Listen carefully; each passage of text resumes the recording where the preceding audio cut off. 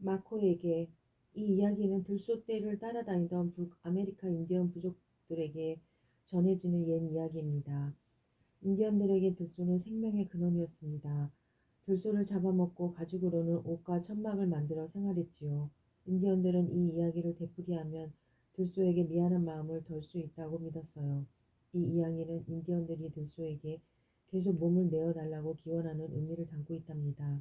들소가 된 인디언 폴 고블 글그림 정형목 옹김 젊은 나이에 위대한 사냥꾼이 된 남자가 있었어. 남자가 사냥을 나가면 코요테와 까마귀, 까치마저 남자 뒤를 졸졸 따라다녔지. 사냥하다 남은 먹잇감을 챙기려고 말이야. 사람들도 배가 고프면 남자에게 들소떼가 있는 곳을 물었어.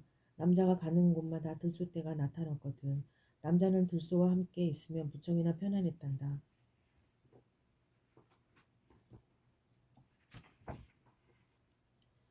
어느 이른 아침 남자는 들소가 물을 마시러 오는 냇가로 갔어. 덤불 속에 들어가 들소를 기다렸지.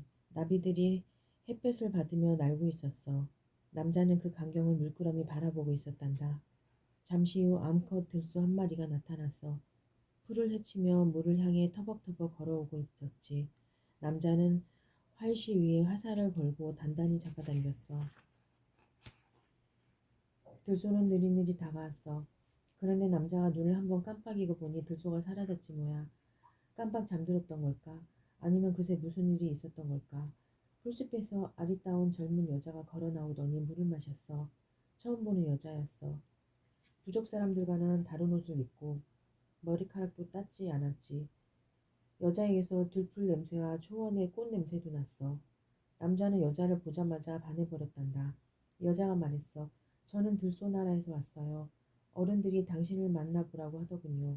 우리를 좋게 생각하는 고운 사람이라고요. 저는 당신의 아내가 되고 싶어요. 당신과 나의 사랑이 사람들의 본보기가 되었으면 좋겠어요. 남자와 아름다운 여자는 결혼했어. 아들이 태어나자 송아지라고 이름을 지었지. 부부는 어린 아들과 행복하게 살았어. 하지만 남자의 친척들은 여자를 못마땅하게 여겼어. 자기들끼리 모여 험한 말도 내뱉었지. 어디서 가족도 없는 여자를 데려왔을까? 꼭 짐승같이 생겼는데 말이야. 절대 우리 집안 사람을 받아들일 수 없어. 어느 날 남자가 사냥하러 나가자 친척들이 여자에게 몰려왔어. 자네는 여기 오지 말아야 했어. 어디서 왔는지 모르지만 그곳으로 돌아가게. 어차피 짐승이니까 말이야. 여자는 그 말을 듣자마자 아들을 안고 천막을 뛰쳐나갔지. 남자는 집으로 돌아오는 길에 아내와 아들이 서둘러 집을 떠나는 모습을 보았어. 남자는 무슨 일이 있었는지 알고는 바로 아내와 아들을 쫓아갔지. 아내와 아들의 발자국은 굴비치는 땅을 가로질러 끝없이 이어졌어. 남자는 하루 종일 발자국을 따라갔어. 사방의 산쑥 덤불에서 메뚜기들이 울었지. 해가 저물 무렵 남자는 붉은색 천막을 발견했어. 모닥불에서 연기가 모락모락 피어올랐지. 천막에 가까워지자 남자는 깜짝 놀랐어. 아들이 뛰놀고 있지 뭐야. 아들은 남자를 보자마자 반갑게 달려와 말했어. 아버지, 어머니가 저녁을 차려놓으셨어요. 아들은 남자의 손을 잡고 천막 안으로 들어갔어. 향긋한 음식 냄새가 났지. 아내가 수프 그릇을 남자 앞에 놓으며 말했어. 제 고향으로 돌아가겠어요. 당신 가족들과 더는 함께 살 수 없어요. 우리를 따라오지 마세요. 잘못하다가는 큰일 나요. 남자가 말했지. 당신을 사랑하오. 당신과 우리 송아지가 어딜 가든 나도 따라갈 거요. 다음날 아침 남자가 눈을 뜨니 하늘만 보였어. 천막이 사라진 거야. 아내도 아들도 없었어. 풀밭에는 천막을 쳤던 자국과 아내와 아들의 발자국만 남아있었지. 남자가 발자국을 따라가자 다시 천막이 나왔어. 이번에도 아들이 맞아주었지. 어머니는 아버지가 더 따라오지 않기를 바라세요. 내일 어머니가 강물을 말릴 거예요. 혹시 목이 마르면 제 발자국에서 물을 찾으세요. 그날 저녁 아내가 말했어. 저 산 너머에 제 고향이 있어요. 고향 사람들은 제가 돌아가는 이유를 알고 많이 났을 거예요. 당신을 죽일지도 몰라요. 남자가 말했어. 난 죽음이 두렵지 않소. 절대 혼자 돌아가진 않을 거요. 당신과 송아지를 사랑하니까요. 그날 밤 아내가 먼저 잠들자 남자는 자신의 허리띠를 아내의 허리띠와 엮고 아내의 긴 머리카락을 팔에 묶고 잤단다. 남자가 잠에서 깨어보니 또 혼자였어. 이슬이 내린 풀밭에는 들소와 어린 소가 나란히 걸어간 자국만 남아있었지. 어찌된 영문인지 몰라 주위를 둘러보았더니 작은 새들이 몰라 요란스럽게 소리쳤어. 집에 갔어, 집에 갔다고. 그제야 남자는 그 자국이 아내와 아들의 발자국이라는 걸 깨달았지. 남자는 발자국을 따라갔어. 발자국은 높은 산맥으로 이어졌지. 나무들이 빼곡한 숲속에 강이 있었어. 그런데 강물이 말라붙었지 뭐야. 가까이 가보니 강바닥에 찍힌 발굽 자국에 물이 고여 있었어. 아들이 말한 대로였지. 남자는 산꼭대기에 올라 건너편을 보고 깜짝 놀랐어. 들소 나라의 소들이 떼지어 있었거든. 소들을 향해 내려가는데 어린 소 한 마리가 달려나왔어.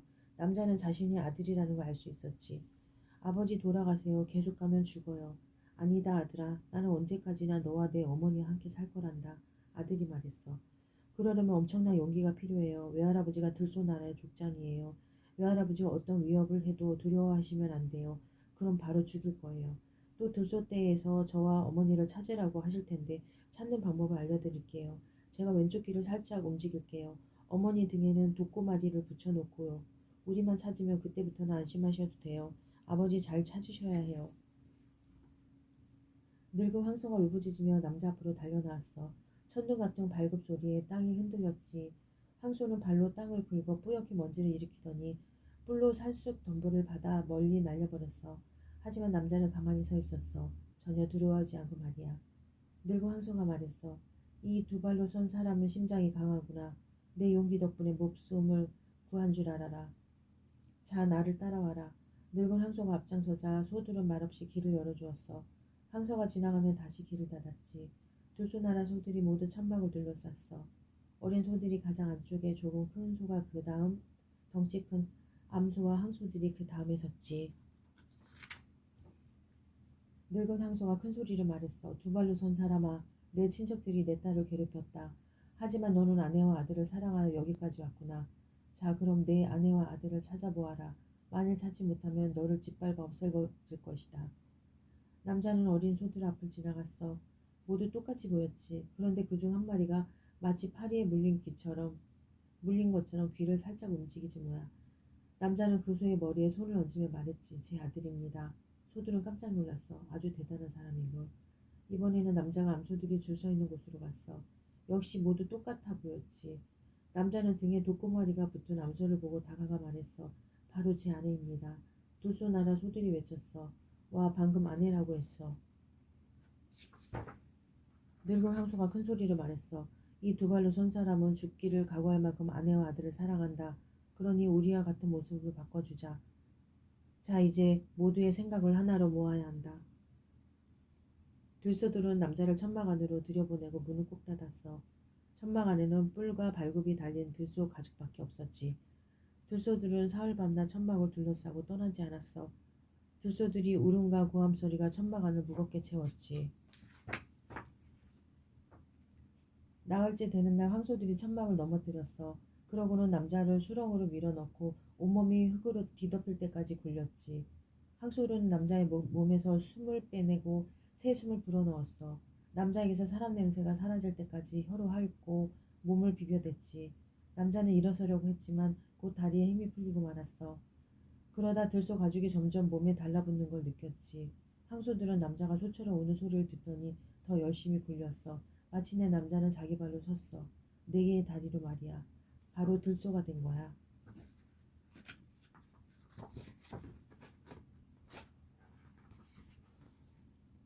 아주 멋진 날이었어. 사람과 들소가 하나 된 날이었지. 이 관계는 영원할 거야. 사람들은 한 용감한 남자가 아내와 아들을 너무나 사랑해서 들소가 된 이야기를 오랫동안 기억하겠지. 들소 나라 소들은 그 대가로 어린 아이들에게 자기 살을 주었어. 엄마 뱃속에 있는 아기들도 세상에 태어나 먹을 수 있을 만큼 아낌없이 말이야. 그것은 바로 하느님의 뜻이었단다. 오세이지 부족의 들소 노래. 나는 일어선다. 나는 일어선다. 나 걸음으로 땅을 울리게 하느나. 나는 일어선다. 나는 일어선다. 나 내 다리에 힘이 넘치는 나. 나는 일어선다. 나는 일어선다. 나 화가 나면 꼬리로 등을 후려치는 나. 나는 일어선다. 나는 일어선다. 나 둥그런 어깨로 적을 밀어내는 나. 나는 일어선다. 나는 일어선다. 나 화가 나면 갈기를 흔드는 나. 나는 일어선다. 나는 일어선다. 나 뿔이 아름답고 날카로운 나. 폴 고블. 오랫동안 인디언 전설과 전통 문양을 연구해온 그림책 작가이다. 1979년 야생마를 사랑한 소녀로 칼데코상을 받았다. 그의 작품으로는 인디언의 진짜 친구, 폭풍신의 선물, 사랑의 플루트 등이 있다. 지금은 아내와 함께 노스다코타주의 레피드 시티에 살고 있으며 폴 고블이 그린 그림은 노스다코타 미술관에 전시되어 있다. 정영목. 서울에서 태어나 서울대학교 영어영문학과를 졸업했다. 현재 전문 번역가로 활동하며 이화여자대학교 통역 번역대학원에서 강의하고 있다.